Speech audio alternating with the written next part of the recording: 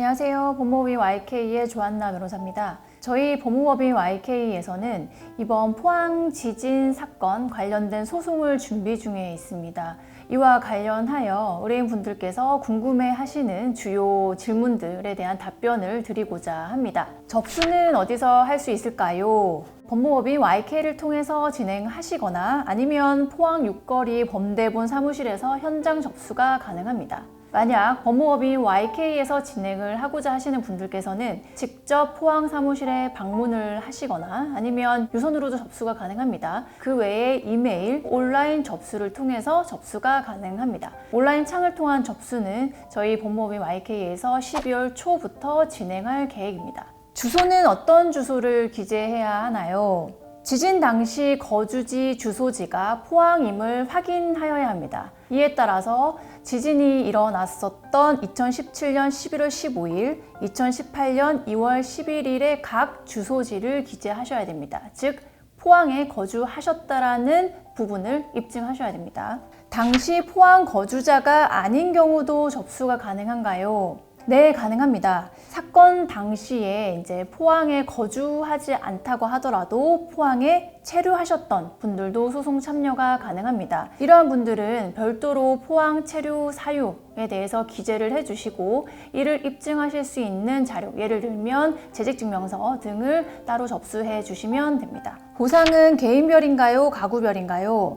네, 개인별 보상을 받으시는 겁니다. 따라서 성년, 미성년 불문하고 직접 각 당사자별로 신청을 별도로 해주셔야 됩니다. 제출 서류에는 어떤 것이 있나요? 성년자인 경우에는 주민등록 초본, 그리고 본인 도장, 본인 신분증이 필요하고 그 외에 추후에 판결금이 인정됐을 때에 이를 지급받으실 수 있는 통장 사본이 필요합니다. 미성년자인 경우에는 동일하게 주민등록 초본이 필요하고 그 외에 미성년자 기준의 가족관계 증명서, 기본증명서가 필요하며 그 외에 부모의 인감도장, 부모의 신분증이 필요합니다. 보상은 얼마나 받을 수 있나요? 최근 승소한 판결은 지진 피해로 인한 정신적 피해, 즉 위자료에 대해서 인정되었고요. 그 인정된 금액은 2번의 지진 피해를 모두 겪은 분들께는 위자료 300만 원, 그리고 한 번의 지진 피해를 겪으신 분들에게는 200만 원의 위자료가 인정되었습니다. 따라서 추가로 소송을 접수하시는 분들께서도 위 기준에 따라서 어느 정도의 유사한 수준으로 인정될 가능성이 높습니다. 다만 기존의 판결에 대해서도 정부가 항소할 가능성이 있기 때문에 정확한 금액은 추후 변동이 가능한 점 말씀드립니다. 언제 보상을 받을 수 있나요? 소멸시효인 2024년 3월 19일까지 접수가 가능합니다. 그리고 통상 민사소송의 경우에 약 1년 정도 기간이 소요되는데요. 본건의 경우에는 기존에 선행 승소 판결이 있기 때문에 1년보다는 다소 빠르게 진행될 것으로 보입니다. 다만 이 승소 판결에 대해서 정부가 항소 그리고 또 상고까지도 할 가능성이 있기 때문에 실질적인 통상 민사소송의 기간보다 좀 더 지연될 가능성은 있습니다. 재산적 피해도 추가로 받을 수 있나요? 이번 선행 승소 판결은 정신적 피해, 즉 위자료에 한정된 판결이긴 합니다. 따라서 재산상의 피해에 대해서 손해를 별도로 청구해서 인정받을 수 있는지에 관해서는 지금으로서는 명확하게 말씀드리기는 어렵습니다.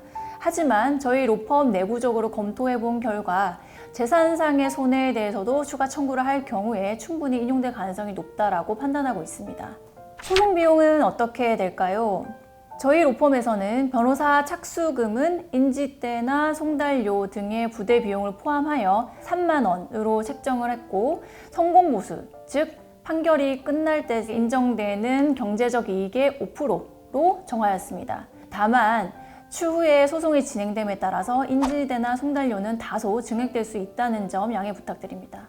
저희 법무법인 YK에서는 본사와 포항지사가 유기적으로 협업하여 집단 민사소송에 특화된 전문 변호사님들의 TF팀을 전담으로 구성하여 이 소송 대응을 준비하고 있습니다.